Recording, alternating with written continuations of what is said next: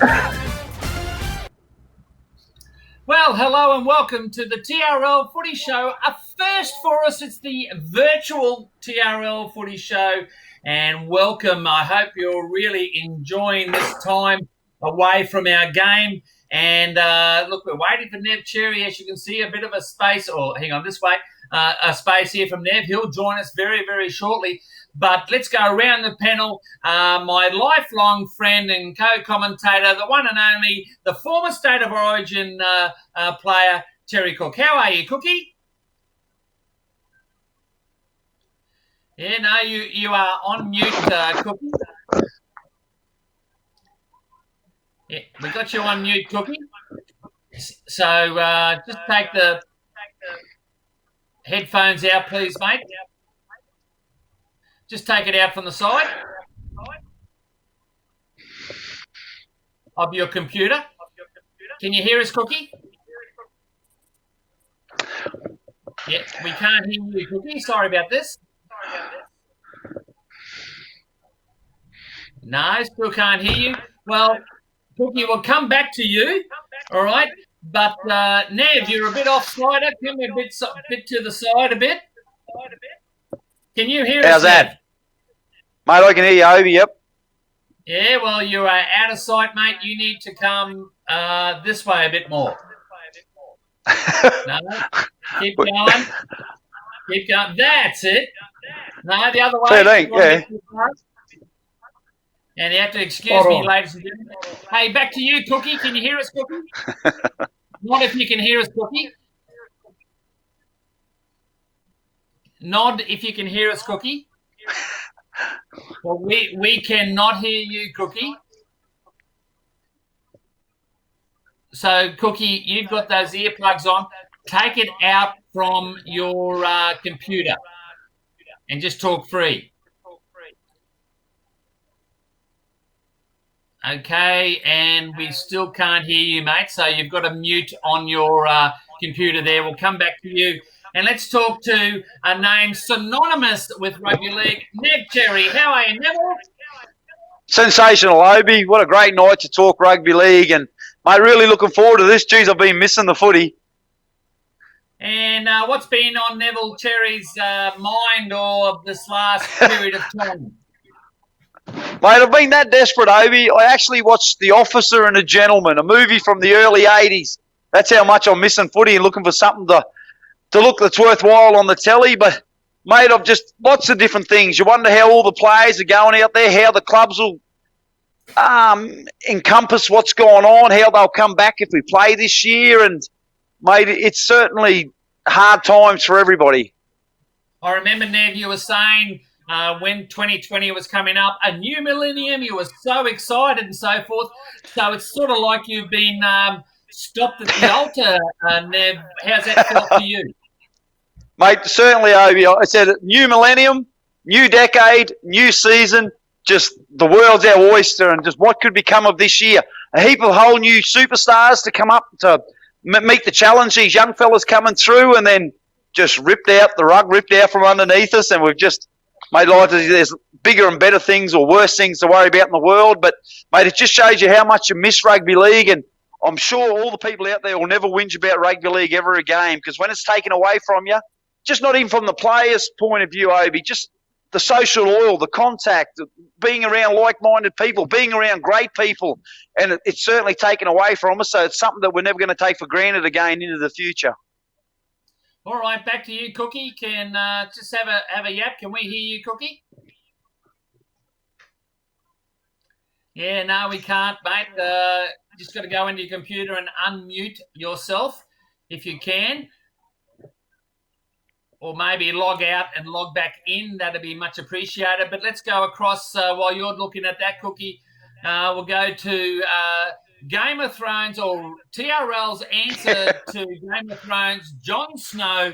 It's the one, the only, George McFay. How are you, Georgie? Well, I suppose, Obi, I'm good, but you got to watch the Ice Walkers, because they're the ones that are coming and they'll challenge you. Yeah, but I'm going great. Look, I mean, the season's been good up here. We've got some pretty tough times ahead of us, but everything's going pretty well, Obi. Well, that's fantastic, George. And this time since the end of the season last year, how have you been spending the time, and what's your thought patterns been about the evolving of this period of time? Well, look, I mean, I suppose we're in uncharted waters. We've never seen anything like this. We've been through a 100-year drought, which we had to cope with, particularly with our clients, and now we've come. This thing's come upon us, and we don't know where it's going to get to, and obviously the government's doing a great job. So hopefully everything stays on. We've got to look after our elderly, and we don't know where the future lies, Obi. Well, what we're going to talk about, guys, before I go back to you, Cookie, have we got you now, Cookie? No, we haven't, mate. Yeah. So maybe, Barry, you can help us. Cookie, maybe you want to log out and log back in.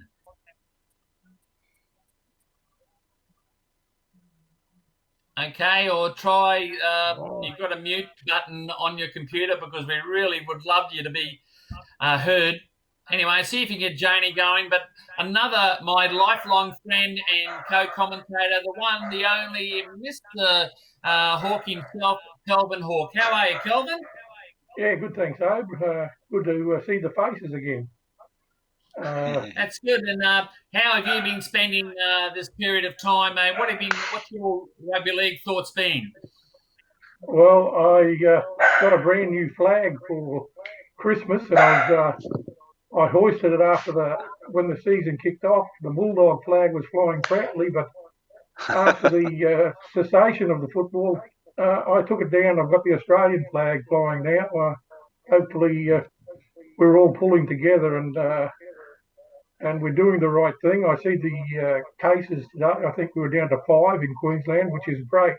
So I think we're doing a great job. We just got to keep it up, and maybe we'll get back to football sometime this year.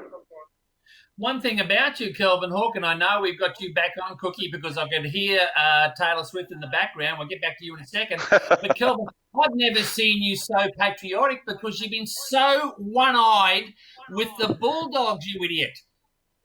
I still am, but, well, they'll be back, and it might be good. Foreign will be back when they come back. But I will say one thing. Thankfully, we've still got horse racing on, Obi. Otherwise, I really don't know what we would do weekend. Exactly right. But anyway, on to my long life friend. I hope it's going to work, and my co-commentator, the Cookie in the OBN Cookie Call, the one, the only former State of Origin player, Terry Cook. How are you, Cookie? Yeah, no, I haven't got you, Cookie. Still not bloody working. We could hear Taylor Swift there before, Cookie, right, when he or she barked. So we haven't got you, Cookie. Yep, so take it out from the side or something like that. Unplug the headphones. Unplug the headphones, Cookie, is the idea I'm getting. So take the headphones out. How's that? All right, so go into your mute. That would be good sort of housekeeping. Take your mute off on your computer. Can you see your mute? He's okay. So, but we did hear you before, Cookie, because I don't know about you, Nev, George, or Kelvin, but we did hear Taylor Swift bark, didn't we? We certainly did. Cookie. So, Cookie, come on, mate. You can. Come on, mate. You're right. Out of all the Obi and Cookie team, we're just really, really proud of you getting to this stage, Cookie. So, come on, mate. Get in there. Cookie, log out and log back in, but don't plug your earphones in. Did you get that, Cookie? Not if you got that message.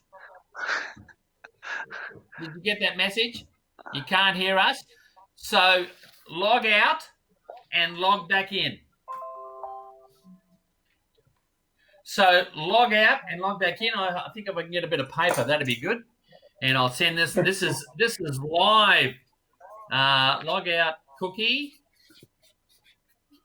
Well, Cookie's doing that. Do a trivia question, Obi. Hang on, log back in. Now, Cookie, we can get that. Log out, Cookie. Looks like Mr. And Squiggle. log back in.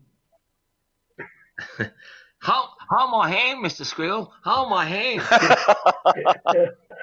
I think he has. It's upside down. There as well. So listen, guys, let's get onto the show, and I want to talk about the main topic in this first part is the NRL, and what have we learnt through this period? First to you, Ned Cherry, as far as the NRL is concerned. Mate, there's a couple interesting things, Obi. Number one, we've learned how to waste money. That's a huge amount of money they're talking about that just is being spent somewhere. I heard a figure, Obi, that the NRL had 400 employees working for them.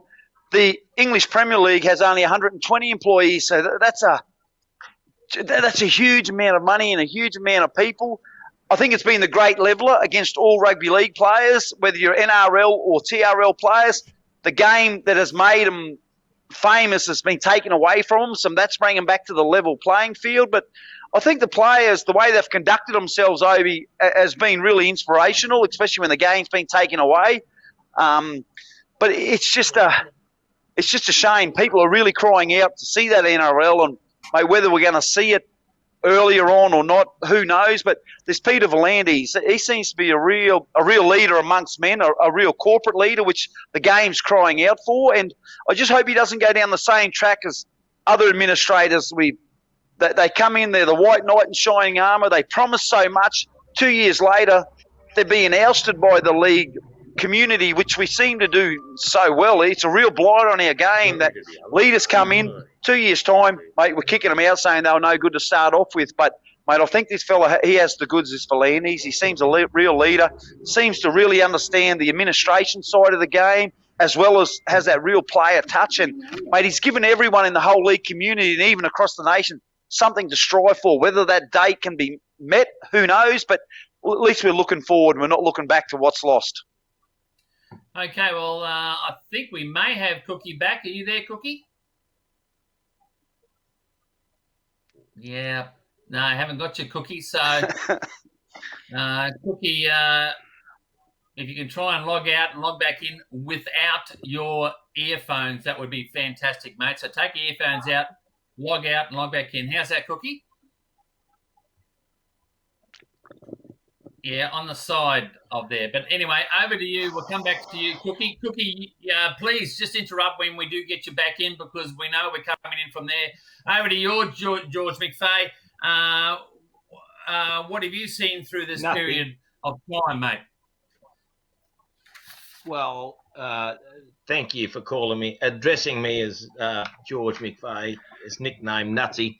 Look, I concur with what Nev said. V'landys done a fantastic job. We look at the administration of rugby league and who in their right mind would employ Beattie to be employed in the NRL, and what did they pay him to be employed in the NRL after seeing what he did at the state of Queensland?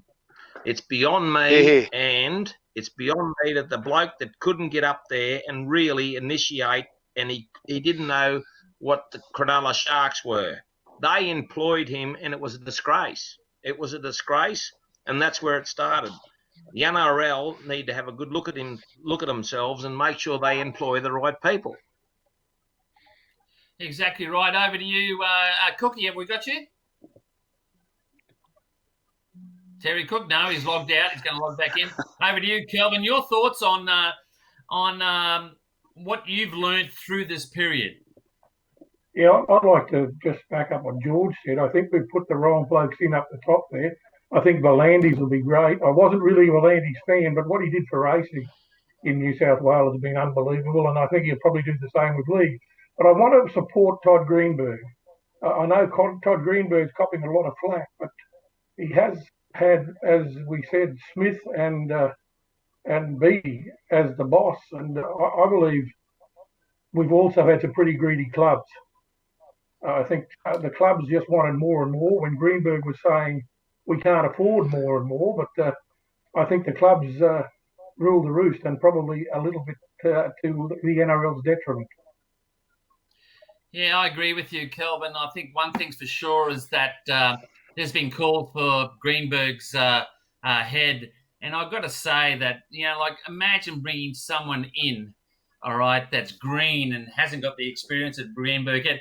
What are they going to do different than what Greenberg's already doing? You see, he's doing the best he possibly can with what he's done, and I think we've got to admire that. And then naturally, when these type of things happen, you need your leaders to really step up, and they need to be consistent. We don't need change at the moment, because who's going to make much difference? What's your thoughts, Neb Cherry? Mate, Obi, if my dog's running out. But Obi, if you remember when Todd, I think we've got hold it there, Neb. I think we've got Terry Cook. How are you, Cookie? Yeah, good, Obi. Well, we've got Cookie, you legend, so let's start from the go. And my lifelong friend and co-commentator, Terry Cook. How are you, Cookie? Great, Obi. Hi, That's Neville, good, mate. George, Kelvin. How are we all? So, Cookie, we've been talking and going around the panel about what you've learnt during this period as far as rugby league's concerned, with the NRL's concerned, Cookie. What did I learn? Yeah. Not much. I've just been in isolation. So if everyone follows the protocols, I think we'd all be good. And the NRL did the right thing by shutting down. And hopefully by the end of May, we'll be back up and running. But let's not hold our breath, because we're still not on top of the curve, as they say. Well, Cookie, what we have been talking about, and it was brought up about Todd Greenberg, and a lot of people have been calling for his head. And me personally, I think that it's uncalled for. We don't need change at the moment, because whoever comes in front of Todd, what difference are they really going to make? Your thoughts, Cookie? Yeah, Gus Gourley's useless. Penrith's just about on its knees. So, say no more. They're going to replace an idiot with an idiot. I think we really need to get back to some grassroots stuff where we put more time and effort into our junior system, because the way they're going, they're borrowing money off the pommies, say no more, and they will not let us off with a 2% rate, I can tell you that. Yeah, I will put to the one thing I have learnt, guys, is that the poor financial position that the NRL are in and what's exposed, as opposed to ARL. Your thoughts, Neb Cherry? Mate, Obi, I'll just go to Todd Greenberg for a sec. Like, if you go back 2 years ago, he was the saviour. He was the be-all and end-all. And as we've touched on before, as far as administrators go, we love to chew them up and spin them out and bring on the next one. But as far as, like the funding, and every year or every time we hear a new deal is going to be done with the TVs, we all talk about, let's get back to grassroots rugby league, which I think is great. But the thing is, as a very astute league administrator told me there once, the problem with grassroots rugby league, Obi, it seems to end at the edge of Ipswich there. It doesn't seem to come out this far. And as far as fundings and that sort of go, to run a club and to put it side on the football field, you're looking at $5,000, $2,000 for the jerseys, $3,000 for insurance. So if the guys at the top aren't getting it right, how the heck can little country clubs like we do get it right? And it's just a mess all over the place. Yeah, you're right, and we will talk about grassroots in the next segment as well. But as far as NRL's concerned, your thoughts, George McFay? Nutsy, sorry.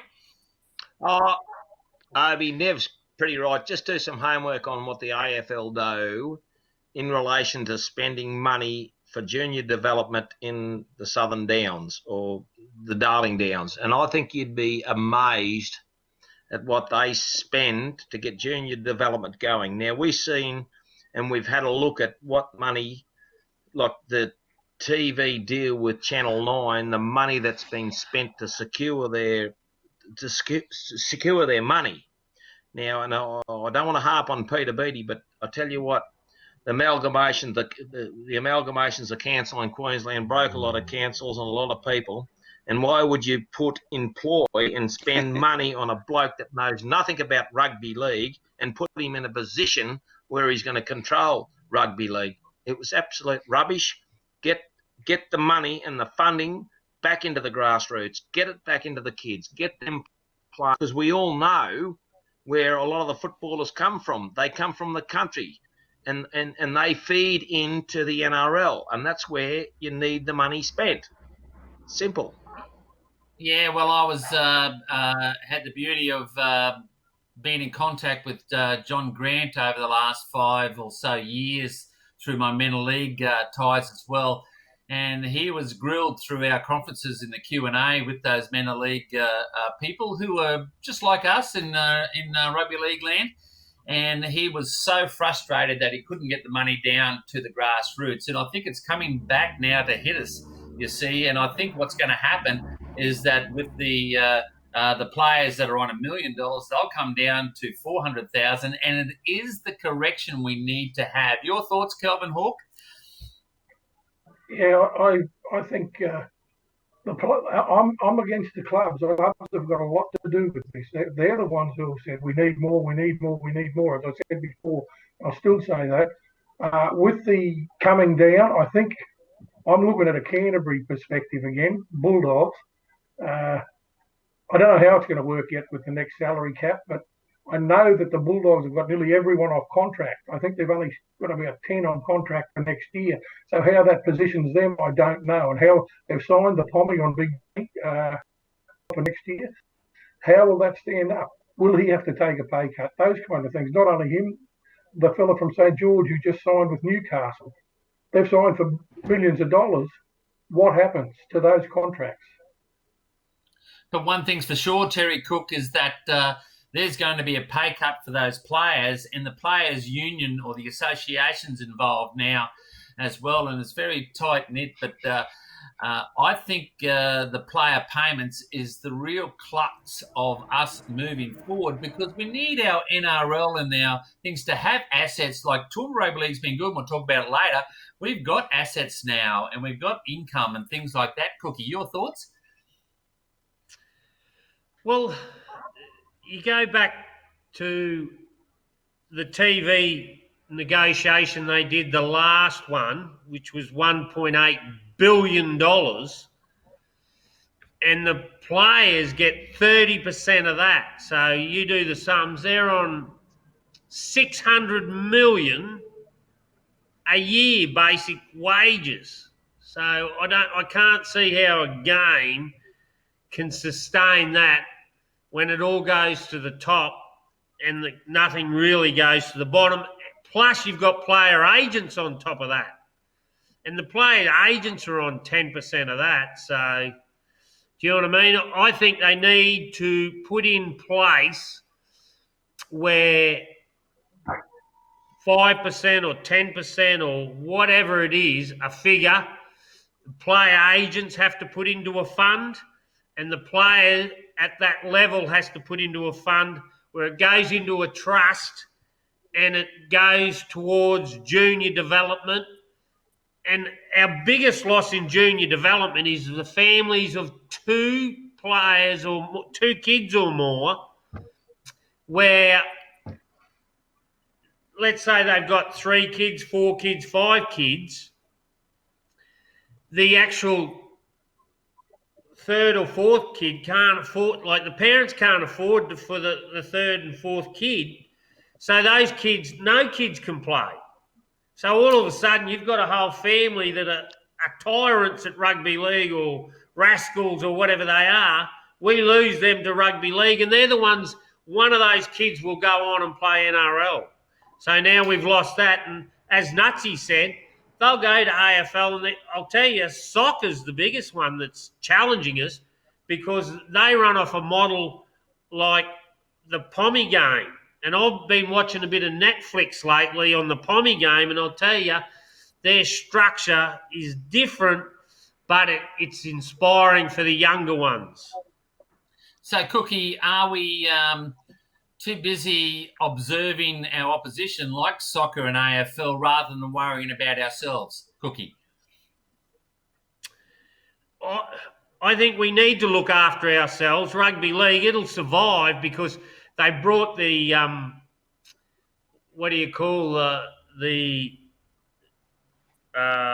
Pacific nations in, which have bolstered. Because go back to '95 when my experience, 50% came from the bush, or 60% came from the bush.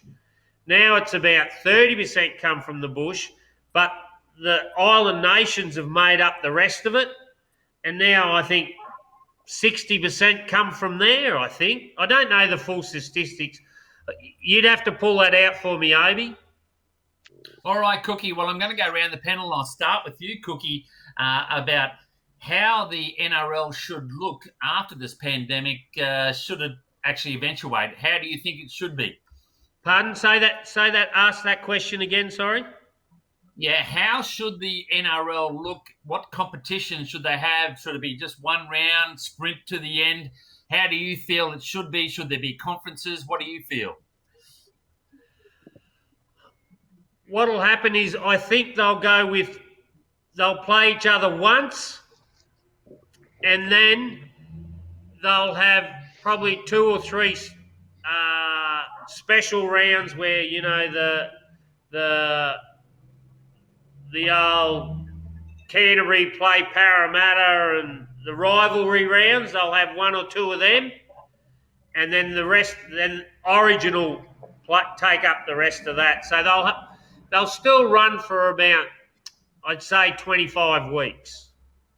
And over to you, Nev Cherry. Do you feel, mate, that there's been things thrown around that they should have it all at the Gold Coast, or have it on an exotic island, or have it up at Emerald and things like that? What's your thoughts?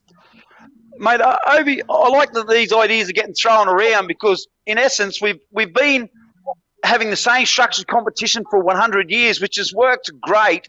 But this has allowed for different ideas to come to the fore. And, mate, if they all played out of the one venue, for health reasons, would be fine, would be great. But I'd like them to see them split into 2 pools of 8, Obi. And even if we have to play right up to 2 weeks before Christmas, everyone I've spoken to would love it. You know, we can go into the summer a little bit and we could play at night. And also, too, mate, we could put NRL on our screens 5 or 6 nights a week. And I'm sure that we'd definitely have an audience because, heaven forbid, we've got rid of all those reality shows. And we'd love NRL on every night. And we've seen what it means to the psyche of Australians just going through this. It's part of our fabric. And we look for that leadership, Obi. And, mate, these guys that are playing rugby league, we're looking for leadership amongst them. And for them to come to the fore when in our dire needs, it would be just great for the game, but great for our communities as well. So I'd like to see however they divide them, 2 lots of 8 and like an NFL format, and then the winners play each other in the final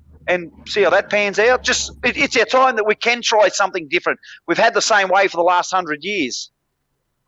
George McFay, Nutsy, we used to have the Emeco Cup, and the other sports play midweek, and our guys are fit enough to really play midweek.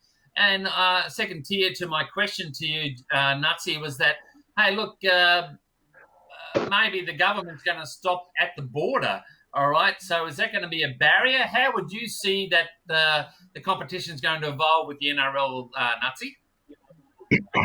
Well, look, Obi, it's pretty straightforward. It's got to be a government initiative. Like, I don't think any clubs can do anything, and the NRL can't do anything until the government and all. On what Nev was saying there, look, I mean, summertime's cricket, wintertime's football. We pass into it. We got a duty of care to rugby league footballers, and if you go up to Christmas and they stopped the old-fashioned scrum because we got a duty of care to rugby league footballers. We don't mind going to an 80-minute game, playing another 10 minutes to make a spectacle. So we walk onto the top of December where it's getting hot and it's humid. Okay, can we do that? I don't know. Can we do it as a people to look at a game of rugby league in the heart of in cricket where the Ashes are coming over here to play? I don't know. I mean, it's something that we need to look at as a sport. And if the government doesn't give it a tick of of approval, I just don't think we can restart. That's my opinion. Yeah, but Nazi, come on, mate. Stop being so soft, mate. Come out and make what's your recommendation, you idiot? My recommendation is bring scrums back and make them competitive. Get rid of the interchange rule and play 13 on 13, where we see footballers play against footballers. That's my ration. And get rid of Peter Beattie last year, not this year. There you go. And that's my recommendation. And one ref. And one referee. 1%. Now I know. And look, let them make the call. And over to look you, at the international game. The international game. Whoa. The international games have one referee. And how good is that to watch? One referee in a game. You don't need these blokes, referees, hanging over the top of a tackle saying, clear, tackled, get off. Look, waste of money. We're paying them to do that. Hello, goodbye. Let the referee be in charge of the game. Now, George, you are so close to the actual camera, mate. You've got a pimple on your left thing there, mate. Can you squeeze that for us, please? And Kelvin Hawke, one thing I like about you, Kelvin, that you will really like one ref, Kelvin Hawke, because you've been whinging about refs. There's two at the moment, mate, and at least we can... It'd be great for me, Cookie, Nev, and all that type of stuff to have you only whinge about one referee. Go back to one referee. I think that's a given anyway. Money wise, I think they'll cut that. But what I'd like to see, get away from the referee. What I'd like to see is one round. I think they're aiming for the 28th of May. If they do the one round, I don't know if the 28th of May is realistic. They can push back and still have time. You're talking about going back as Georgie, going back into November, December. It's hot. You've got like the TV channels also, like Fox, Channel 9. They've got other commitments to cricket, to racing. You're going to get logged in there back in the. But I think if they go for the finish the one round off, it gives them time to go back. Like if we have to push back into June, if that be the case, or even July, they get one round in, and I think that's the way it should go. I believe, though, that State of Origin, I just don't know how State of Origin will work without, I know Cookie mentioned the State of Origin, I just don't know how State of Origin will go without crowds.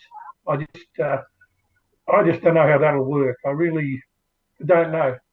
And one other thing I want to bring up, Cookie before mentioned the players. There were some greedy players, but I've seen a lot on Fox Footy this year, and I'll tell you what, I'd like to rap one player. I was never a fan of him on the field. He's George's mate from St. George, but hasn't he been great for the game? Joel Thompson, super, the way he's spoken. And he said he'd play for nothing just to get back on the field. And then there's some other players I won't mention. They weren't going to take a pay cut. Yeah, you're so right about Joel Thompson. I'm a wellbeing officer for Men of League, and we had him on our weekly teleconference only last week, and he is such a special person, that's for sure, moving forward. But look, around the panel, just very briefly, everyone, as far as the 28th, shut up, George, you idiot, and with the 28th of May, is it doable? Yes or no? Give me your alternative. Over to you, Cookie. Say that one again. Yeah, 28th of May. Is it doable, or what's your alternative? No, I think it's doable. Yes, 28th of May.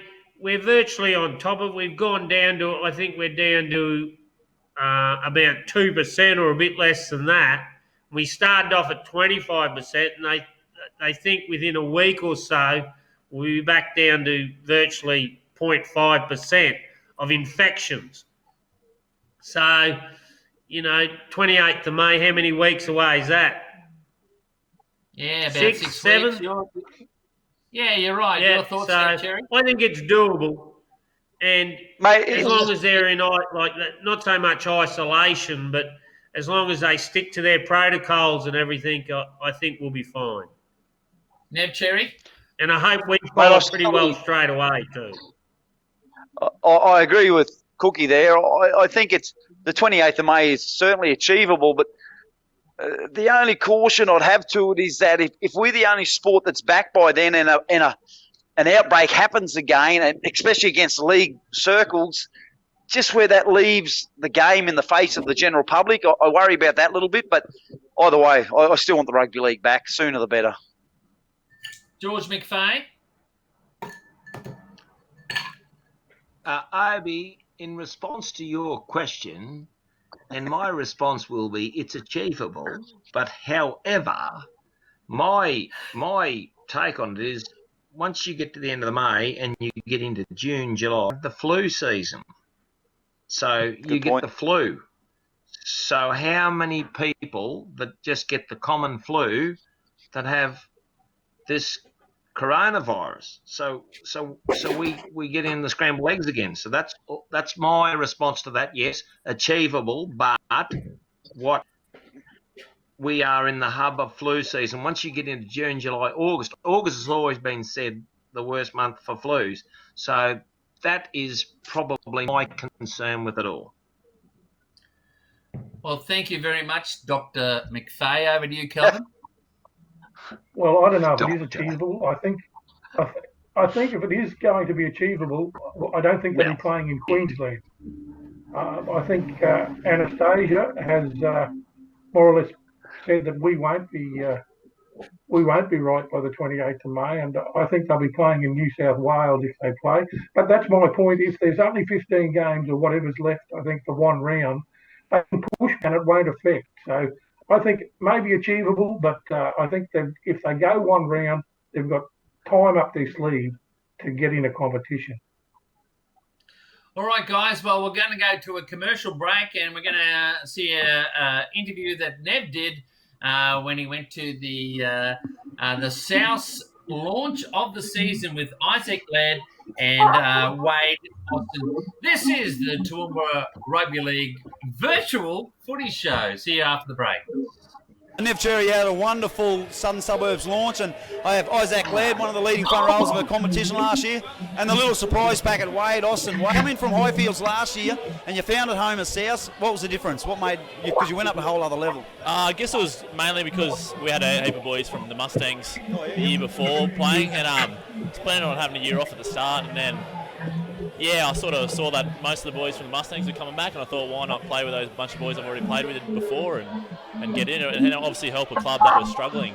I thought was a good aspect of why to come to South as well. So. Well, you more than helped them. You made them very competitive. Well, come over here to young Wade. You're roommates, aren't you? You live together. Wade, you've had a couple of years. You played at Dolby and Wattles, and you come into South. And mate, that was the first year I've noticed you last year, and mate, you had a wonderful season. You're very tough, very good defender. How do you find Liam Capel as a coach? I love him, mate. He's really developing on my attacking skills at the moment because that's just what he does from Ipswich, I suppose. But yeah, loving it at the moment. Yeah. Mate, what's Isaac like to live with? Oh, he's messy, doesn't clean the dishes, but he gets a few ladies around as well, so it's pretty good. Well, that's the rumour getting around. He's just on Tinder all day, all night. What's this fella like to live with? Oh, he's probably the same, I reckon. No, he's really good. It's been I think about 4 years now we live together, so yeah, pretty close mates, and that's good. It's good. Yeah. What do you do for a living, Isaac? I'm a teacher aide at Clifford Park Special School. Oh, well done. What do you do, Wade? Teacher. I'm a teacher. Yeah. Whereabouts? Harristown State High School. Tonight's a wonderful night. Great support from the community for the Southern Suburbs, and mate, great feel amongst the club. Great feel here tonight. Yeah, definitely. It's good for a turnout. Like a lot of the boys, obviously coming from different clubs. Last year, Wade, what's the vibe amongst the players this year, especially in the pre-season? A lot more depth. We're all having a lot of fun now. Just trying to include the new boys, but I think really good vibe at the moment. I think we're going to go a lot further. Yeah. Mate, sounds good. So just before we finish, do you tuck him in or he tucks you in? I tuck him in. Mate, well He's done. a baby. Thank you. Catch up on all the latest news, sport and entertainment from around the region on Toowoomba's own online television station, PTV Channel O, home of the TRL Footy Show. Find us at ptvchannelo.com or take us with you by downloading the PTV Channel O app. Discover a whole new world of entertainment at www.ptvchannelo.com.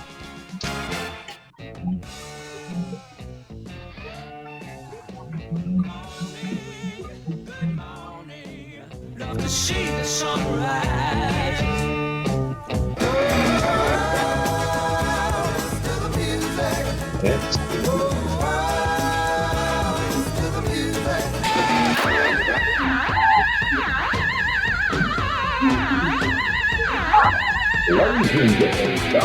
Crazy Kevin on the radio. powerfmradio.com.au.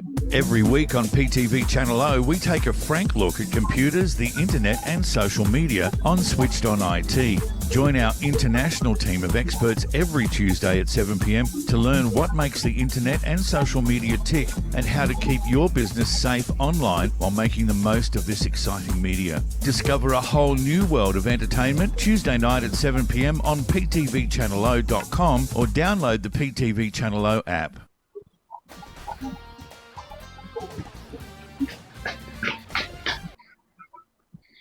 Well, welcome back to the TRL Virtual Footy Show. I hope you're enjoying the show.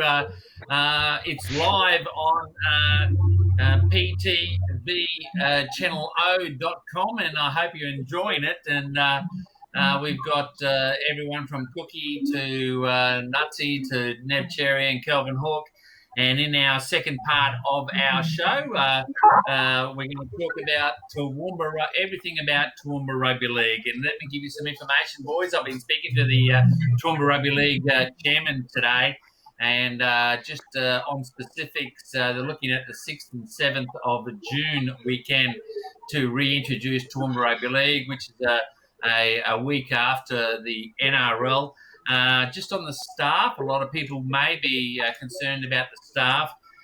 There's been, certainly the staff have gone out on leave, etc. as well, and they come back this next week from their leave as well. There's been cutbacks right across the three divisions: Toowoomba Rugby League, Queensland Rugby League, and NRL development officers that are affected in Toowoomba. I won't go into specifics because, those people are human beings, and they're going to be maybe affected by what's changed as well. As for the competitions, with the A grade, reserve grade, second division, under 18s and women's competitions, well, certainly we put it up to the panel on what we feel that's going to happen as far as Toowoomba Rugby League and is concerned. But I've put a couple of points down here, guys.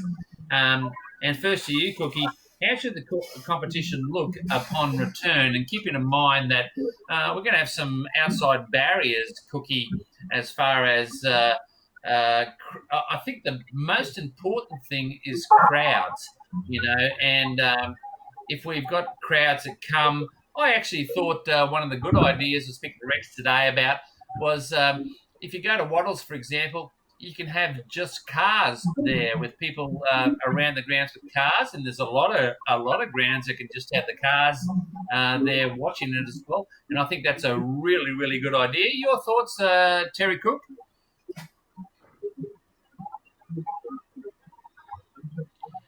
Yeah, no, we got you on mute again. Did you put your... Come on, Cookie. How's that, Cookie? Yeah, no, you're going to have to log in and log out again, Cookie. So it didn't work, but let's go back to you.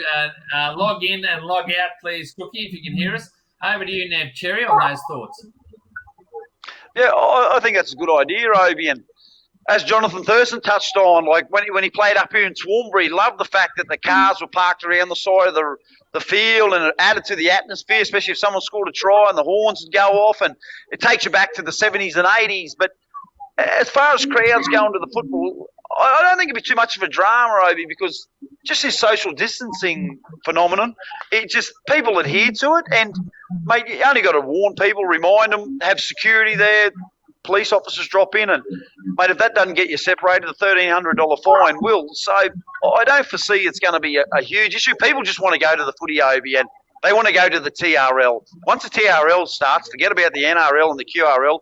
It's all about the TRL, and we have wonderful supporters. We know ourselves on the Facebook page, just the following that we have on there, Obi, and mate, they're loyal supporters. They just want to get back to the footy, and they'll do the right thing, as we've seen over the last few years.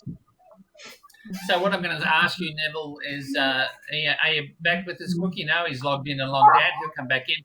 But Neville, two-part question. You know, we talked about the cars and so forth as well.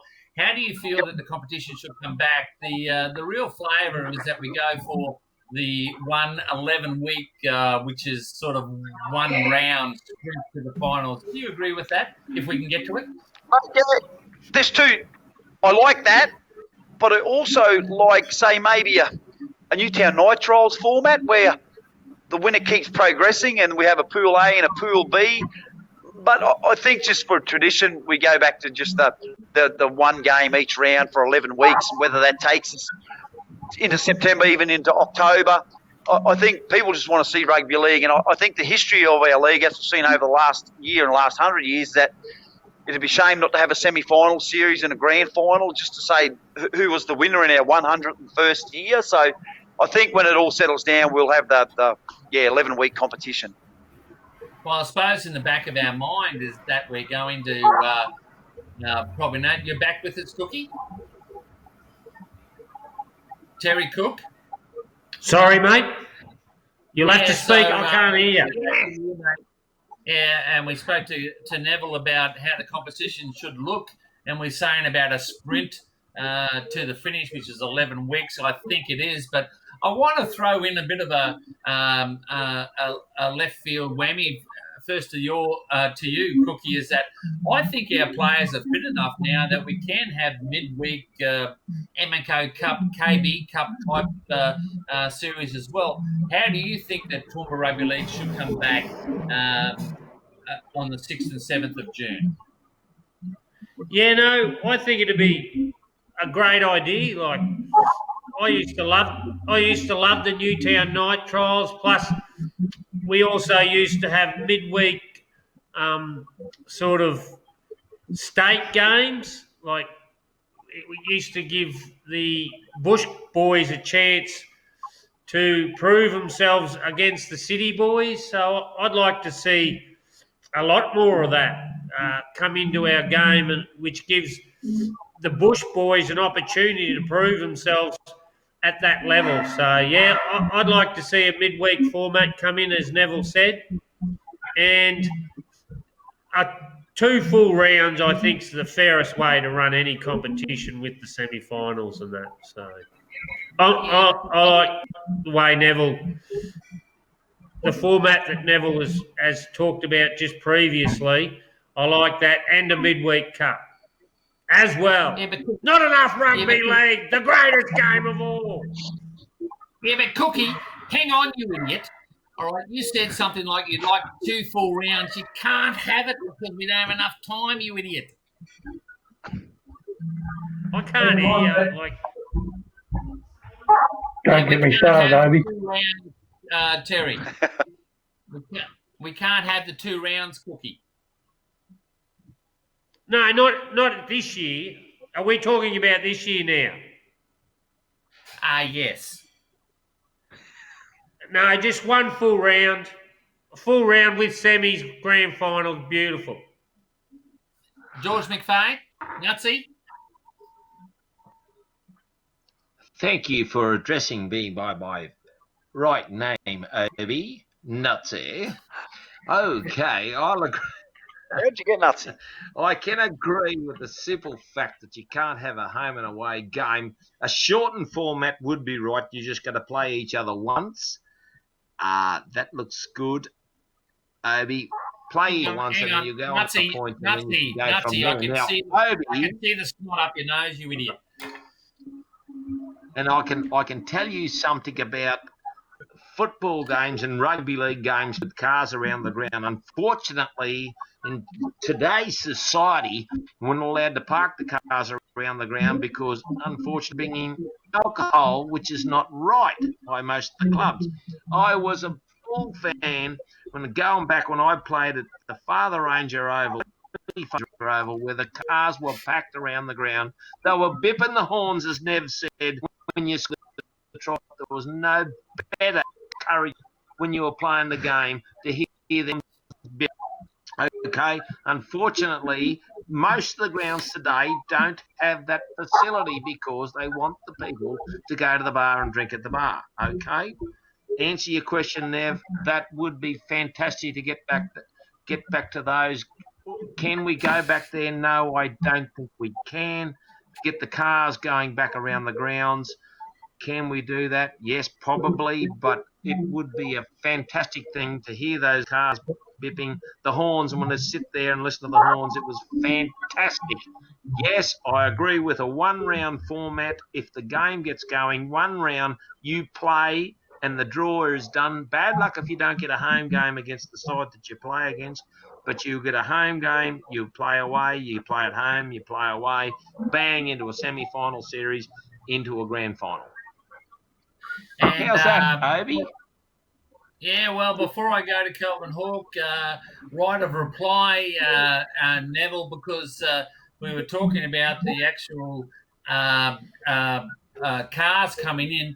But I've got to say to you, George and Neville, the alternative is that we don't have anyone. Over to you, Nev. No, we don't want that, Obi. We certainly want people at the games, but a thought sprung to mind there, Obi, and we're talking pay cuts and that. The one thing we'll have to really look at amongst clubs to help me out here a little bit, if they only play one round, 11 games, they may only get 3 or 4 home games for that year.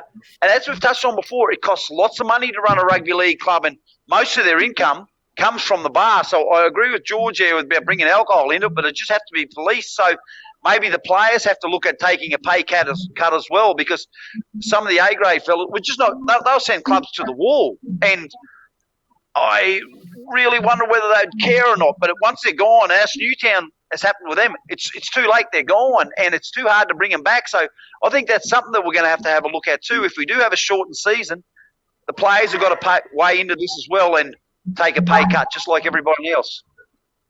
Kelvin Hawke, places like Gatton, Dalby and Gundawindi, who have traditionally the biggest crowds, they can fit cars in there. Do you think that that can work? Or alternatively, how do you see the TRL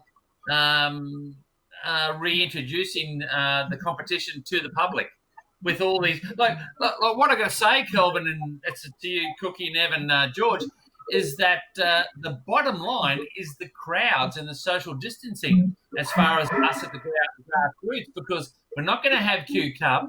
They're going to be watching NRL with no crowds, and we're going to have people that are going to want to come to our game. Your thoughts, Kelvin? I really don't think we'll play football in Toowoomba this year.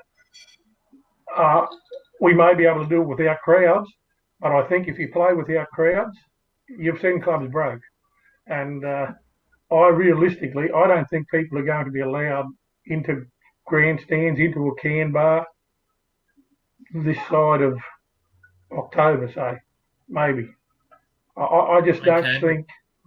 And if we play football without, well, we can't in this competition play football without crowds. But if we do get crowds, one round, perfect. I'm the greatest advocate that the Toowoomba Rugby League is unfair. Obi, as you know, it should be 2 full rounds in a normal year. If we play one round semis, it'll be great. At least it's a fair competition. It's not fair the way we do it at the moment.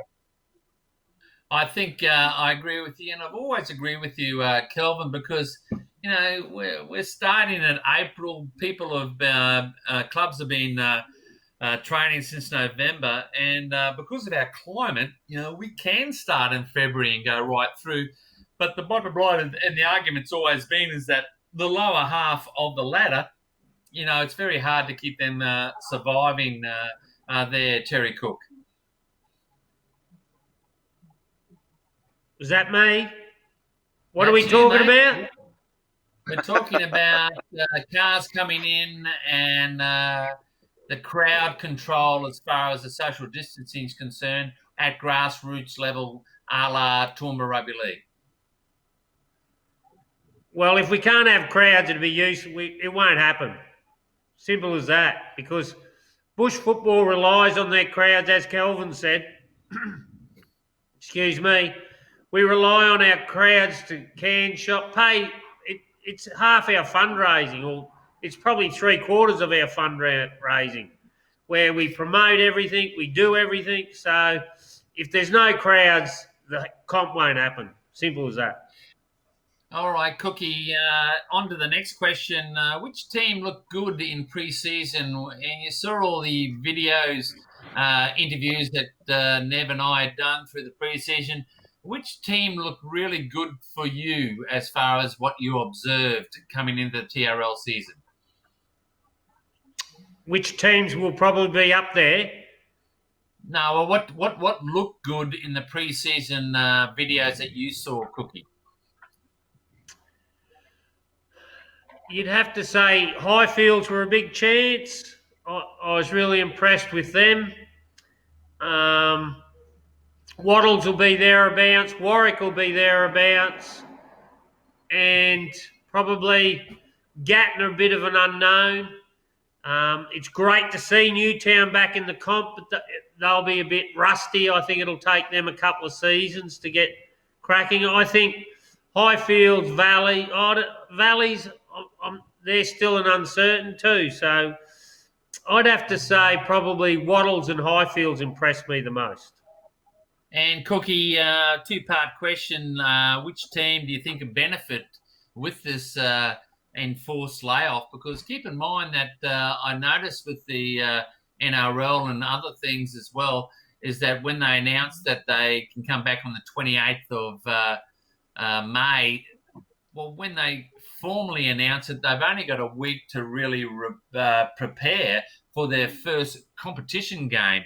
So as from a grassroots point of view and the Toowoomba Rugby League, which teams do you think will really benefit? For me, I think it's going to be Gundawindi because they've got a really stringent, they've been training 3 nights a week, and I know Mark Offendale is a PT teacher as well. I think they'll go very well. Your thoughts, Cookie? Yes, actually, I forgot about Gundy. They've been sneaking along.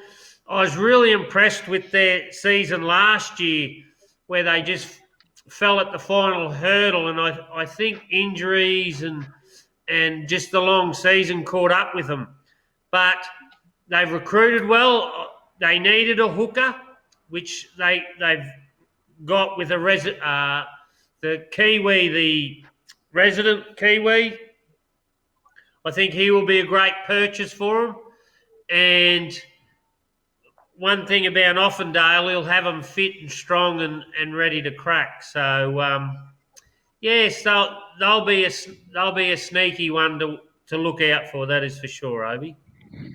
Your thoughts, Nev Cherry? Mate, out of them all, Obi, Highfields were the hardest trainers. They were the fittest side that I've seen. Like, mate, the way those guys were putting in.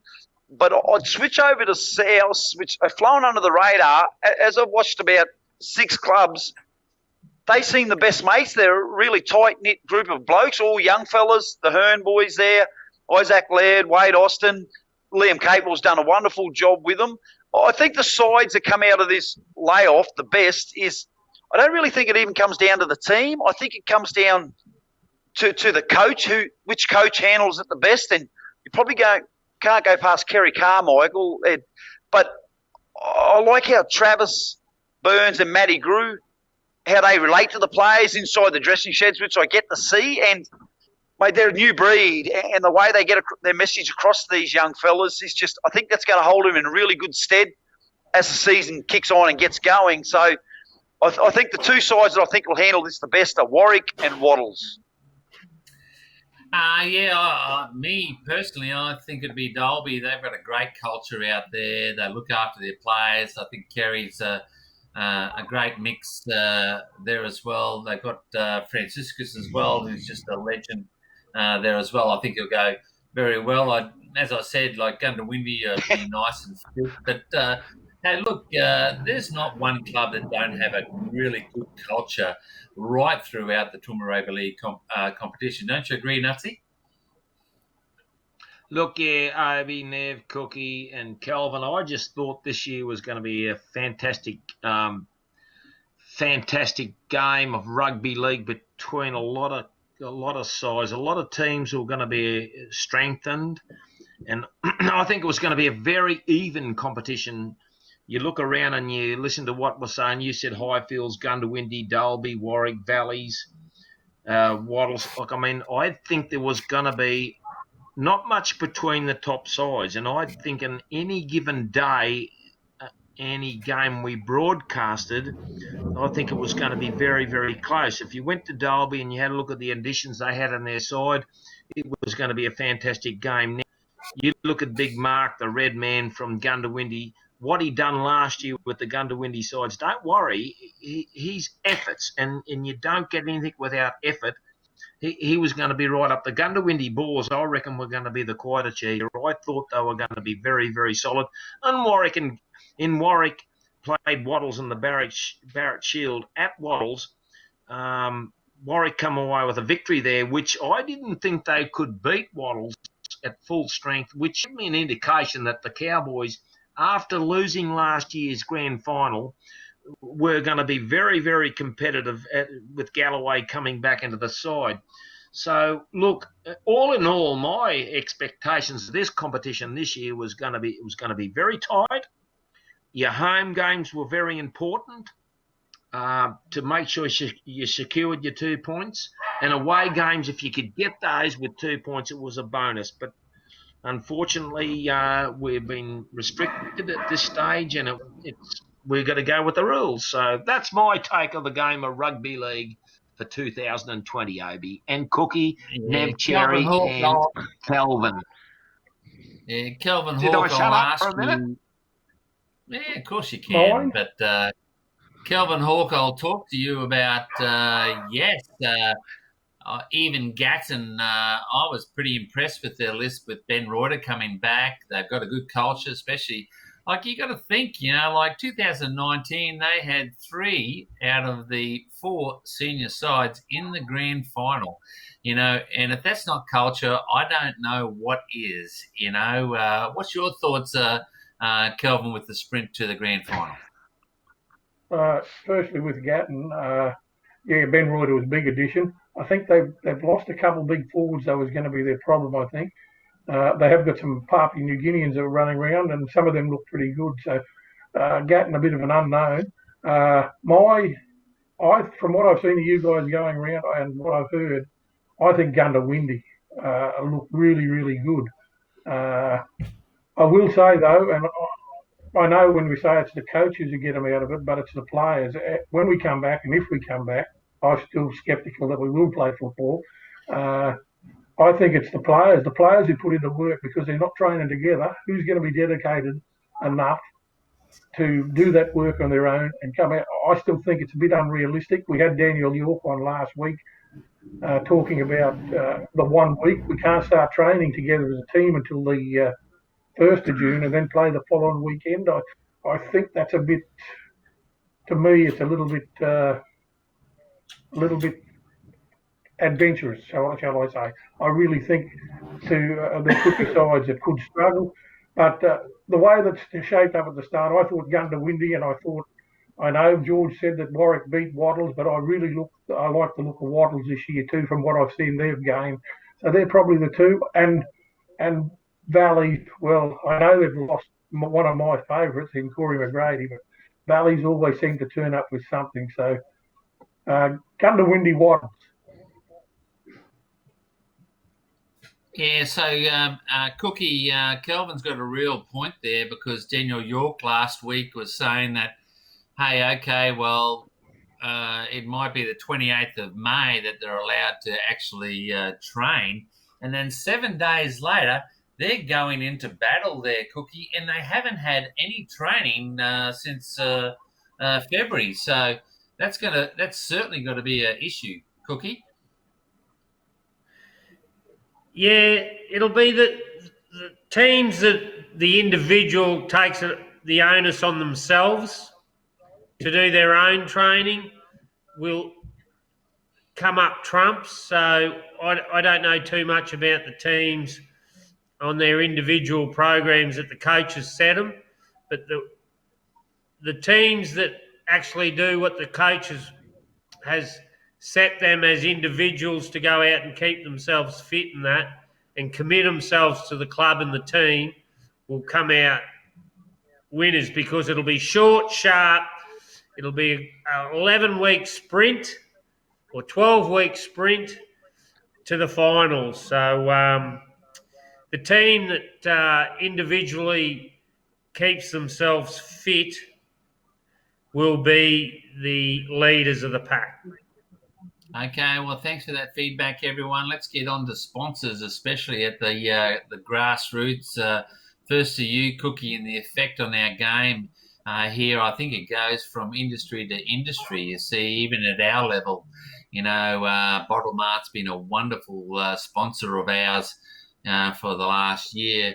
And you think, you're thinking, well, okay, well, they're Bottle Mart. They're going to get their income, so hopefully they'll stay on. But it's I think the main thing is, Cookie, is that most of the teams have hotels that do sponsor them.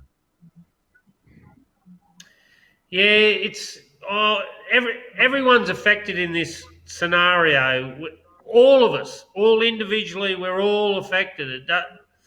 It doesn't matter who, what anyone does, is we're all affected. But the beauty is they've allowed the bottle shops to be open for hotels, which gives us a little bit of trade and to service the community, because we all like to reward ourselves after a long day. So, and as you said, Obi, Bottle Mart, one of our great sponsors, that they came on board last year, and hopefully they're on for this year and next year.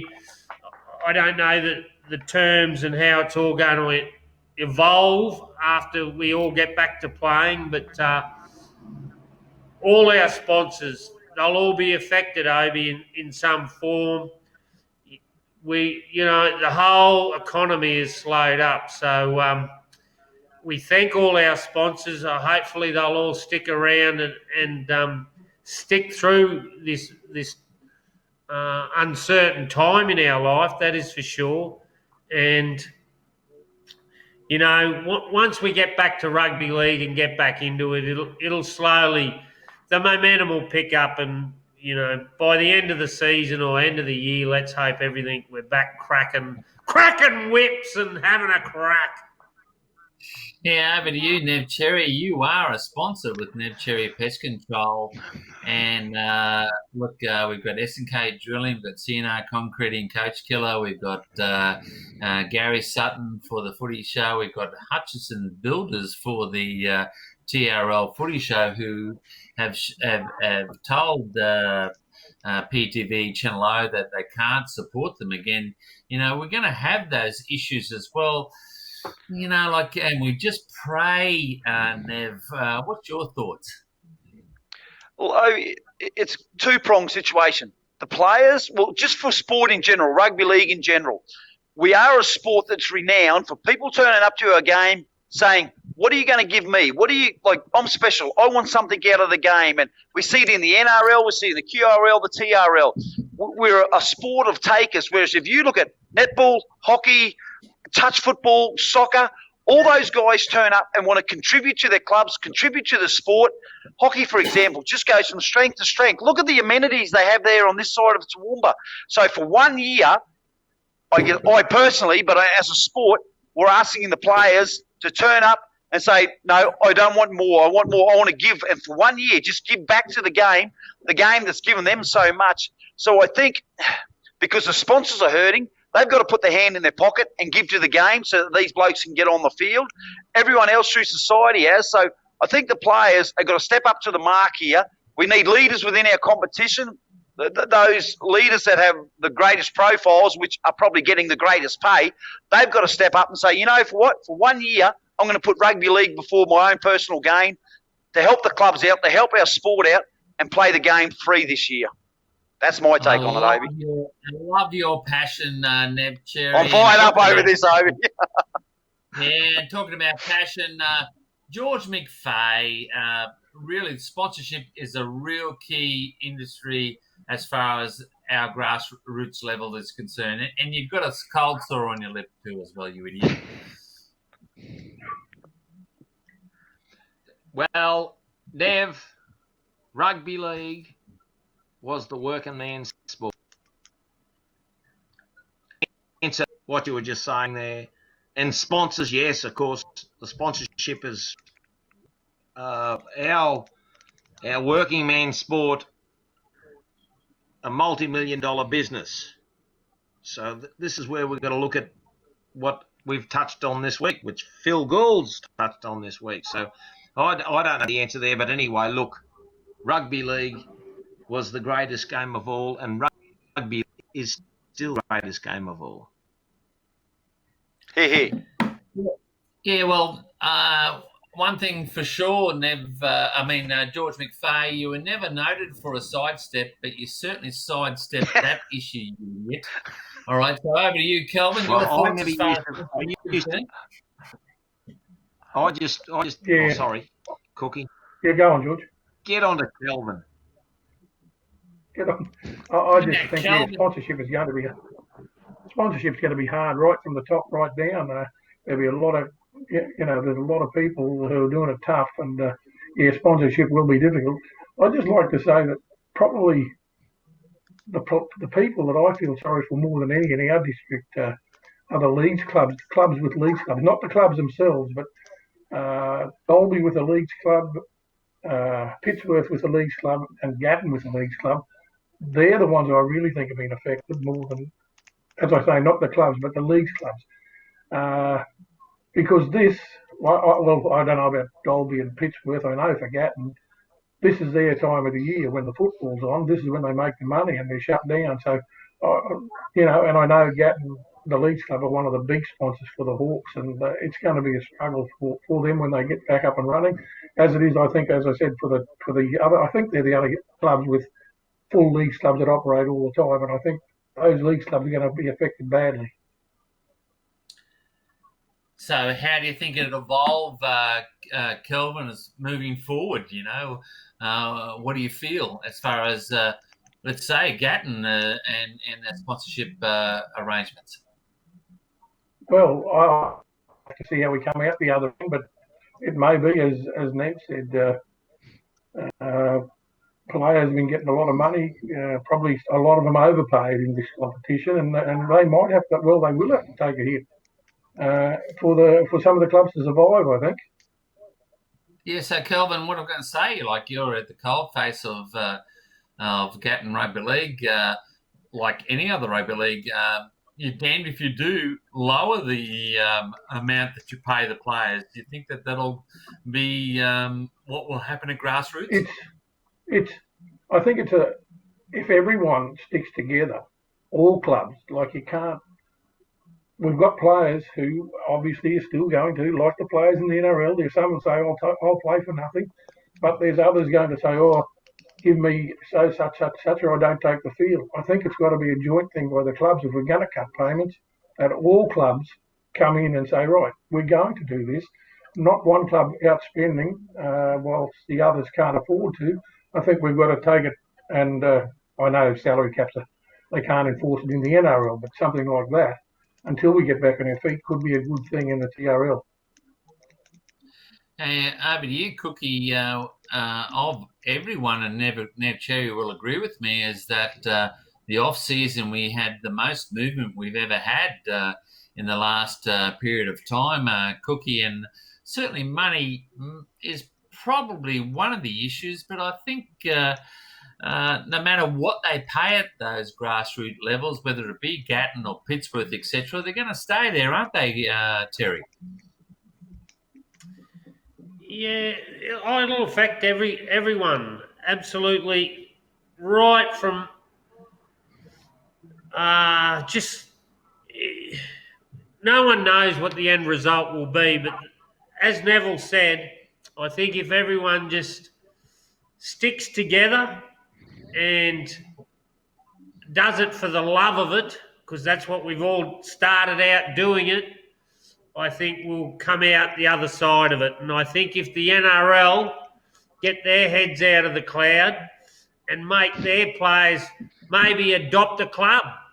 Every player has to adopt a club for a week in the bush and put something towards them, even on their 50% salaries, or especially if they're the first competition to get up and running.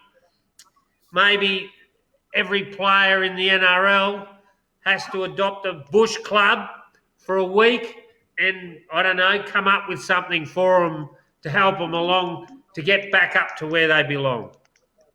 Your thoughts, Nev Cherry? In all honesty, I like what Cookie's saying, but they just don't care. To be honest, they just don't care. Like, that's a great initiative. Why can't they do it now? I've seen countless NRL fellas turn up to different functions throughout the years. Two blokes I'll give a rap to, David Peachy and Mark Tukey, have turned up, absolute gentlemen. I've seen other guys turn up and have been an absolute disgrace, and I've walked away thinking they just don't simply care. They don't care where they've come from. So, mate, I don't know what the answer is, Obi, but I'll tell you what, I'm sick of the country clubs getting rammed. Like, we just, mate, we're the backbone of the competition. We're the heart and soul of rugby league. And, mate, it's just when you see blokes on $1 million saying they're not going to take a pay cut, that tells you, that says to the general public, they just don't care. That's my take, Obi. Yeah, well, you're right, Neville, but all we've got in control is what we can do and promote the Toowoomba Rugby League at grassroots. Which we do. With all the five of us, we do it better than anyone else in Australia, as far as I'm concerned. Yep. You know, it's very, very simple. Don't you agree, guys, Cookie? Yeah. What worries me probably the most is in a state like Western Australia, South Australia, Victoria, not so much Victoria because they've got the Melbourne Storm, but it'll be the areas that they've been trying to promote in areas that we want the game to grow. It'll just wipe it out over in areas like that. So I think the NRL really needs to have a good look at, as Neville said, they need to take pay cuts. They're not going to do it. I realise that. But maybe the NRL takes the bull by the horns themselves and put these initiatives in to try and save those clubs that maybe might produce one player that goes to that level. Well, one thing for sure is that I know that the five guys who are on the footy show here are very passionate about what they're going to go. So we're going to go to a commercial break, and then we're going to talk about the Mustangs in the State League, and we're going to have a little bit of a quiz that these guys are going to answer. So this is the Toowoomba Rugby League footy show. We're going to Hey, what's that, Georgie?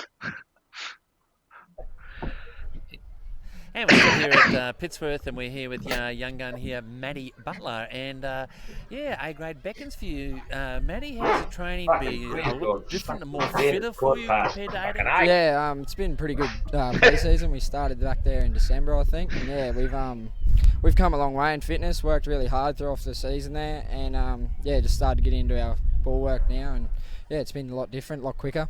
Does A-grade spot beckon for you, mate? What position are you looking at? Oh, I'd like to go hooker, but, you got Alex Kaler and Cam Miller in there, so a few older blokes, but hopefully I can get a chop there at some stage and learn a bit off them, so that'll be good. And you got young Chris Woodbridge up from the 18s as well. Any other 18s that are by his side in the A-grade squad? Yeah, we've got Darby Mankslow. He's another hooker, and he'll play halves as well. He's pretty handy. He was in the 18s last year. He was our captain.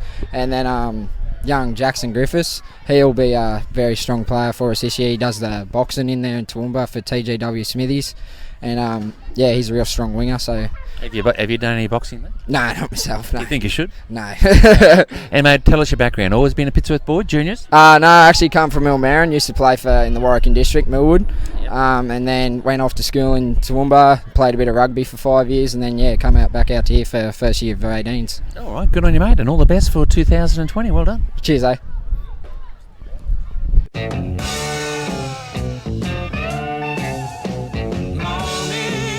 Good morning, look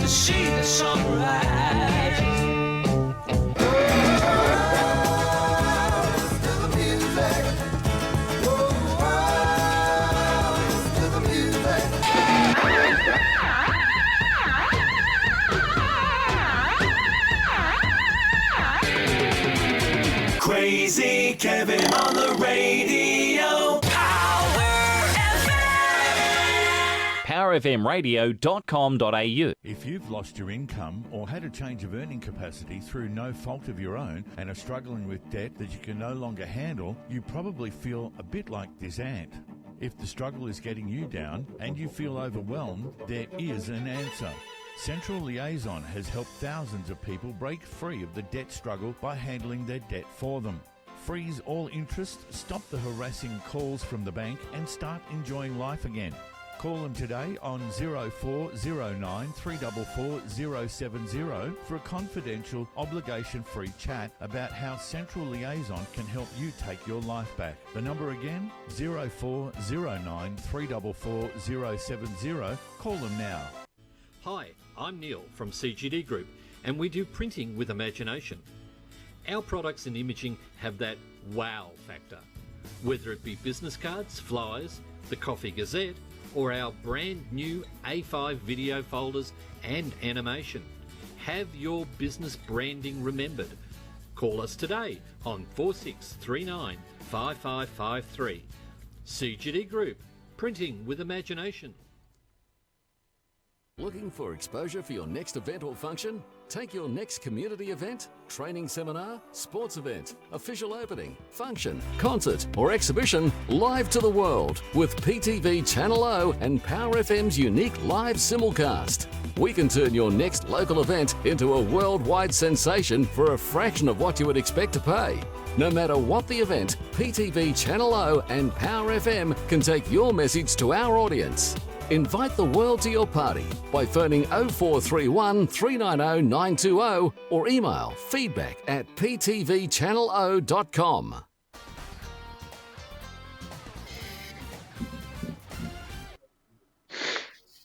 Yeah, well, welcome back to the Toowoomba Rugby League virtual footy show, and we're here with the Obie and Cookie call with Terry Cook, Nev Cherry, George McFay. We can't see him at the moment, but that doesn't matter because he's pretty ugly anyway.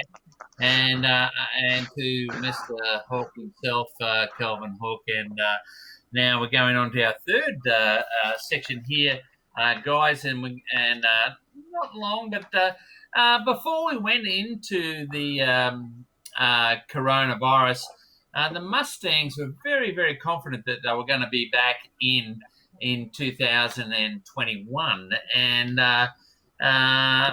firstly, how do you feel, Cookie, that this level is going to be affected by it, given that Rob Moore, the CEO, had just said, right, look, we're not going to have the 18s, the 20s, and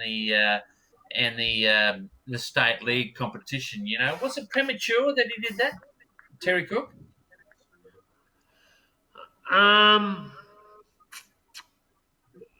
No, I think the reason why he did it was because it'll be a shortened comp. Their budgets will be affected because there's no crowds. Everything, the whole system would be affected by it. So they wouldn't have the income, because to run a state league side and have three grades in that, like under 18s it is, 18s, 20s and A grade, you'd need a budget of about $3 to $4 million.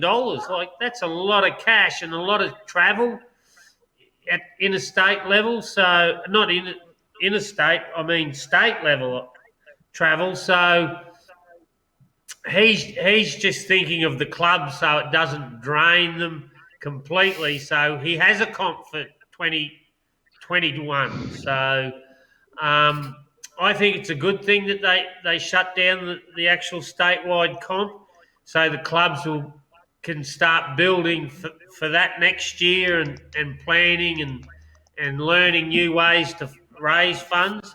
And I think the Mustangs, I can't see them getting in 2021. I just think it'll cost them about 2 or 3 years. And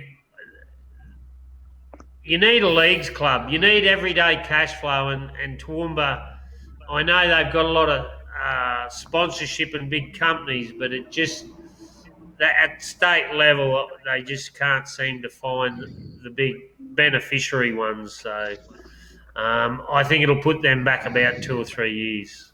That's just my thoughts. Yeah. Look, Nev Cherry, I agree with Terry Cook, because the bottom line, we've been talking about it for the last 5 years, and we know that QRL are going to put in $400,000 a year, but we've got to find $600,000 to run the place, which is the model. Now, even if it's $200,000, and I've spoken to the guys at the coalface, they could probably raise about $150,000 per year there as well. But then there's still that gap of $350,000 that's got to be taken from sponsors. And as far as I'm concerned, at Rugby League Central in Toowoomba, the only people that can afford that is the high net worth people, such as the Wagners or the Toowoomba Rugby League, the Toowoomba Council, or a Berghofer, as far as I'm concerned, Neville. Mate, that's righto. And if you go back 5 or 6 years when the coal seam gas was at its height, so the corporate side of rugby league, that was the perfect time for the Mustangs to have that corporate backing. There was no one to be found. So if we're going to raise $150,000, where is that now? You know better than I do. Rugby league clubs are run on a smell of an oily rag. So where's that $150,000? Now they've got to go and make another $200,000 on top of that, $350,000. I honestly, Obi, think it's a pipe dream. And out of all of that, what benefit is it going to be to our competition? We've had this conversation countless times. Mate, we need to head our own way. I think we're doing a wonderful job. The country clubs are going from strength to strength. Their whole competition's going from strength to strength. And if you can remember back when the Broncos come up the range to save the day, that decimated our competition. And my biggest fear is if we go down that track to a Q Cup side again, I really worry for where our competition sits. And I think have a players poll. See how many of these players want to go and play Q Cup, because if we start bringing players in from outside of the area, we'll have 10 people at the game. People want to go and support their local rugby league club out of Dalby, Warwick, Gatton, Oakey, Highfields, Valleys, etc.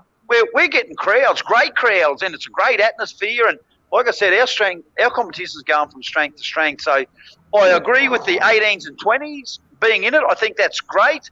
Instead of affiliating with a NRL club, why don't we affiliate with an Ipswich or somewhere? If the players want to make that sacrifice to train 3 or 4 nights a week to make it their life, they still have an avenue to go down and play in the Q Cup, which I think is a great competition. I just don't know if it's a competition for our area.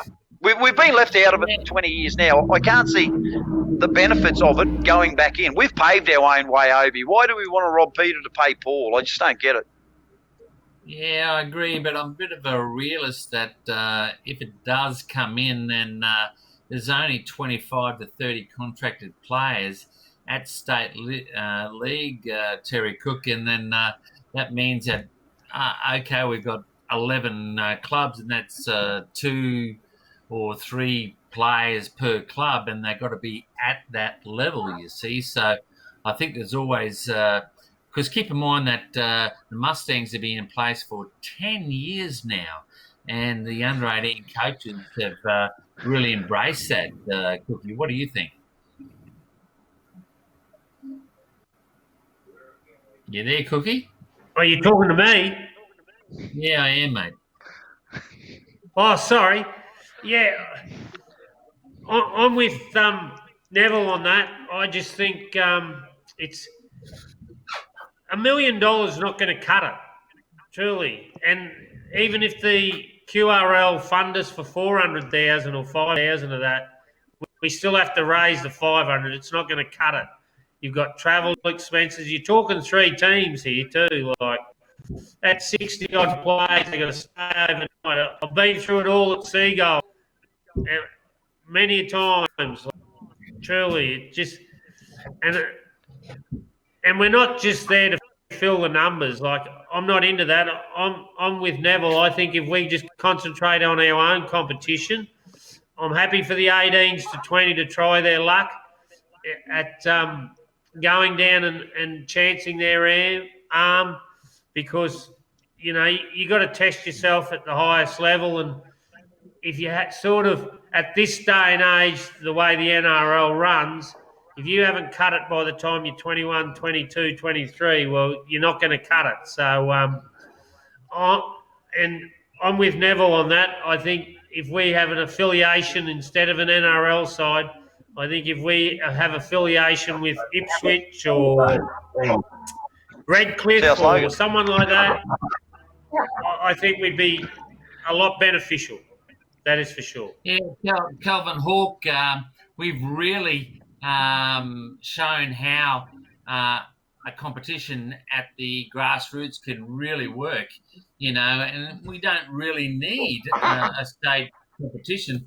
I will say that the NRL or the Australian, the last hurrah is us. We don't have a representative side in that next level. Do we keep going the way we're going, Calvin Hawke? If Obi, Nev and I spoke last night. As you know, we had a bit of a trial run of this show, and I was surprised with Nev's attitude because it's exactly the way I feel. I just think there's a pathway there for the 18s and 20s at the moment, and as Cookie said, if they're not picked up at 20 or 21, they won't cut it. They've got their chances. As we had before with the Broncos, people didn't go and watch them. They're an out-of-town side, but they also won't go and watch if we're not competitive. So damned if you do, damned if you don't. And the money, I just can't see where we get the money from. So it's keep the 18s and 20s for me and forget about our push to get into the state league with the senior side. And with this latest, I think that's going to push it back anyway. Any expansion will be pushed back a few years, as I think it will be with the NRL. So you'd be right by, is George McFay? No, he's not there, but I'll go back to you, Terry Cook, because keep in mind that with the Mustangs is that when they go and play for the Mustangs, they're playing at a high level. What I really like about the 18s and the 20s is that they come back out of that competition, better players back into our competition, and it shows, Cookie. Don't you agree? Yep, that is for sure, Obi, and it's beneficial for our competition, which is fantastic, and they're mature, they actually show the other players in the comp how the professionalism works at that level, and it's a win-win situation for the TRL, that is for sure, Obi. And I'm happy for the 18s to 20 to be at the state level, and it's great for our competition. You're so true there, Obi. And but at the senior level, it's just too much drainage. As Neville stated just before, all it does is take all our players. The Broncos came up and decimated our comp. So, it's been seen before, and I don't want to go down that track. That is for sure. Yeah, look, I agree, Cookie, and it's got to be in place not only for just one season by season. It's got to be for 5 years. And Nev Cherry, I think if they're going to join the competition and what it's going to be, is that, as far as I'm concerned, is that the big crowds are Dalby, Gatton, Gundawindi, that we saw with Redcliffe. I think they played east out at Gundawindi, and then they played south out at Pittsworth. If they don't get on the coattails of the culture in here, because keep in mind, I keep going back to this, there's only 25 players that are contracted in that state league, and if they have 11 home games, right, then there's no reason why they can't have 6 games at those country venues. Don't you agree? If it's going to work, Neville, if it does, that's probably the closest it's going to come for it working over. If they think they're going to play up there at the Oval every week and people are going to flock through the gates, they're kidding themselves. But mind you, those games that were played out of the countries, you've touched on there before, they were the game that was after our A-grade game, so they're riding off the back of our support that's in our competition. Those crowds turn up to watch 3 or 4 good, young local players that are playing for their home side, whether it be Pittsworth, Oakey, Gundawindi, etc. That's why the crowd's rolling through the gates. And we've seen it before. You take those 3 or 4 players away and the crowds don't come. People recognise quality. They recognise a quality rugby league player. And if those fellas aren't fronting up for your local side, you're in big trouble. And, mate, we're looking at longevity. And I'm not taking anything away from the Queensland Cup here. It's a great competition. And those initiatives where they come out and play to Gundawindi and Pittsworth, mate, they were great spectacles. They were great games. It was great for rugby league. But, mate, can we sustain that in Toowoomba week in, week out? I really don't think so. I think we're kidding ourselves if we think we can. If we affiliate ourselves with another Queensland Cup side and that works, and we have blokes 5, 6, 7, 8 fellas going down to play for Ipswich or South Logan consistently over a number of years, then we look at going to the next step. And look, I'm not against a Q Cup side from Toowoomba playing, but it's just now's not the right time, and I don't know how far away that is. Well, I don't know where... You know what I'd like to see? Can I just say one thing on the matter?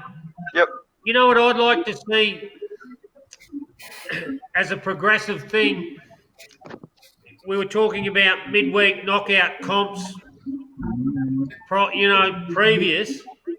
What about a club knockout comp statewide? Midweek. We go into divisions and we end up with the best club team in the state. Yeah. Oh, I think that's a great idea. In a knockout comp. I think that'd be an absolute ripper. Yeah, it certainly would, Terry Cook, but thinking outside the square. But I think the bottom line is that we've been going 5 years, even plus, waiting for the money to be invested in the state league concept. And in the meantime, we've just sort of only looked after what we can control, which is promote the Toowoomba Rugby League. Don't you agree, Neville Cherry? Mate, certainly, Obi, but why has it taken this long? Like, they've let sides in from Papua New Guinea come down and play in the competition, and only that they've realised it's a blight on the game. We hear about what a great, wonderful nursery Toowoomba is, what a great history of rugby league we have up here.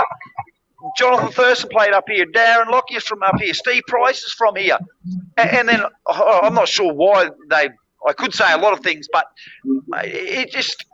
we've been left out in the lurch. We've been left to our own devices, and guess what? We come up with something that's really successful.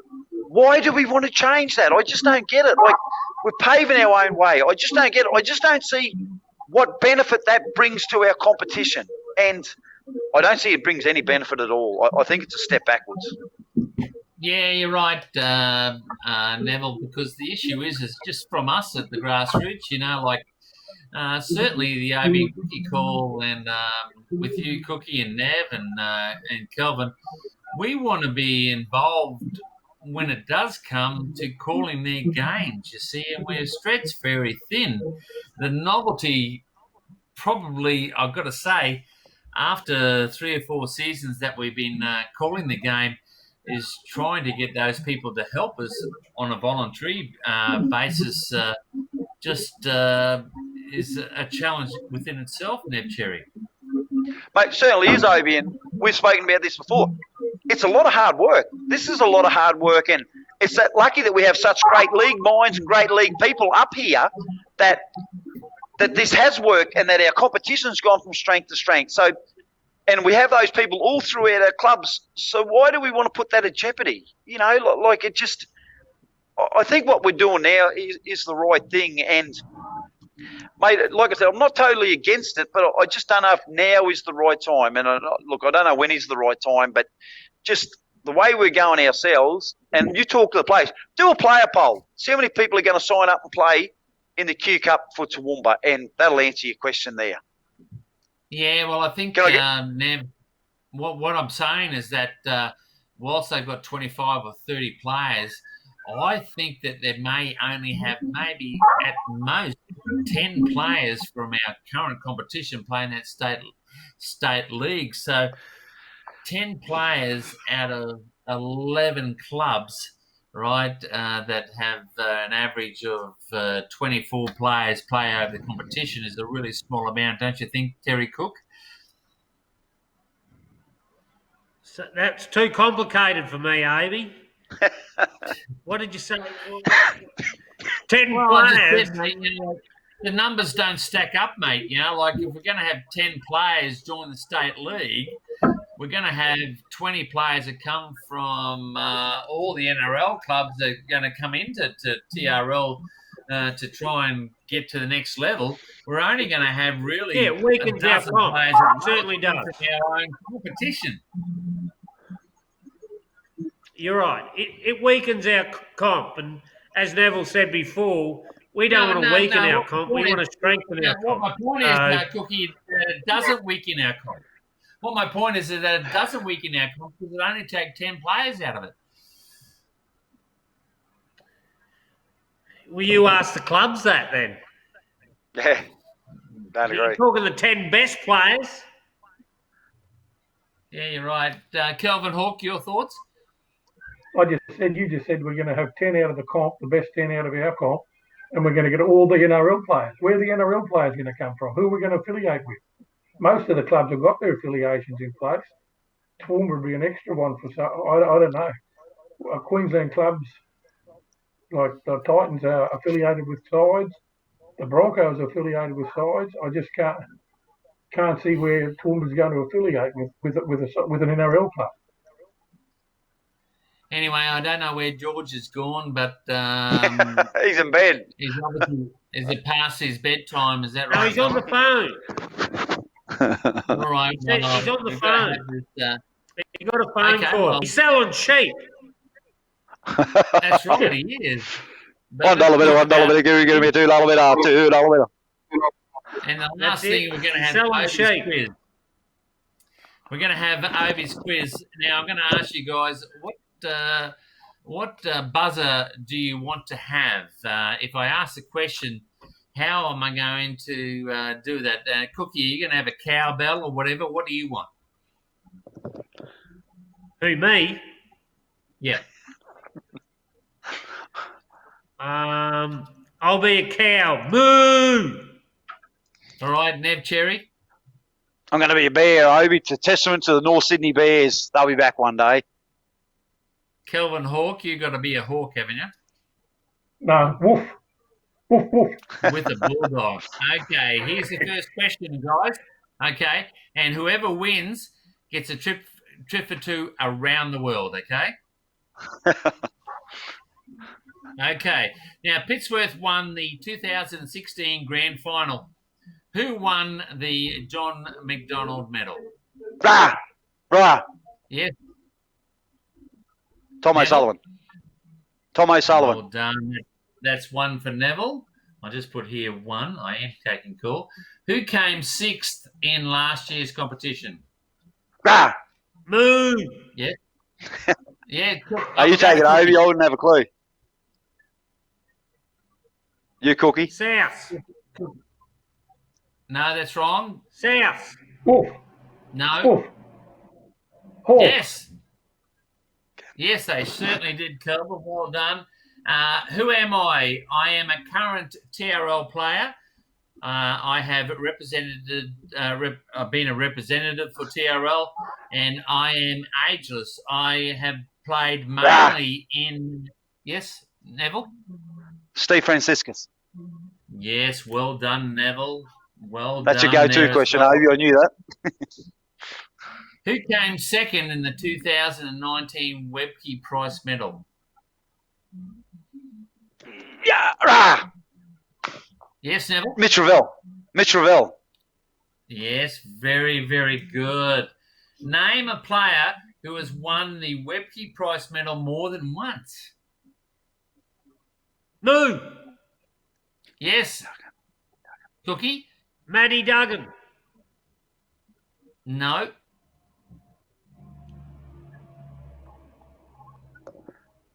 Neville? Jackson Green. No. Kelvin? No. And the answer is no one. Okay, as far as I'm concerned. Wow. Okay, now, have you guys got a bit of paper? Settle down there, and a Eddie. pen? Yeah, good on you. You got a bit of paper and a pen? Yep. You have. Neville, you've got one?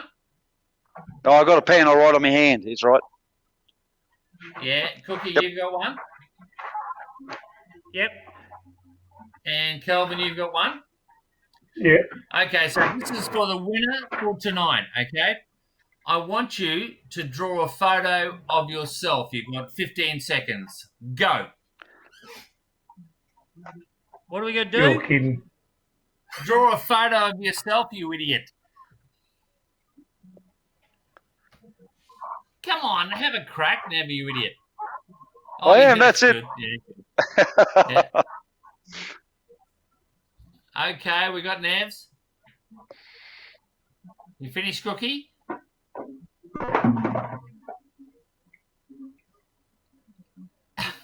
On your Nev, you idiot. That's the best. I learned that in grade 2. Charlotte's Cookie? No, haven't got it. Go up a bit. There we go. Kelvin, what do you got? Charlotte's a bit closer to the camera, thanks, Kelvin. Go a bit there. No, over a bit more the other way. No, the other way. Oh, Are you clothes on, Kelvin? I've got to say, and you agree with Hey, me, the dog. Kelvin wins the Obi quiz. So that's it for the Toowoomba Rugby League virtual footy show. Any last says over to you, Nev Cherry? Mate, just this is close. We're going to get to the footy, and mate, tune in. Hope everyone enjoys it, and call back next week. Yeah, over to you, Cookie. Yeah, goodbye, everyone. And good luck, health and happiness, and rugby league football. The greatest game of all. And lastly for you, Kelvin Hawke, I usually go with Cookie going last. What's your last say, Kelvin? My last say is let's keep up the distancing. Let's keep that coronavirus out here and get back to footy as soon as we can. All right, thanks everyone. We really appreciate everyone watching this, and this is the Toowoomba Rugby League virtual footy show. We'll see you next week on Wednesday at 7 p.m. Thanks very much for coming.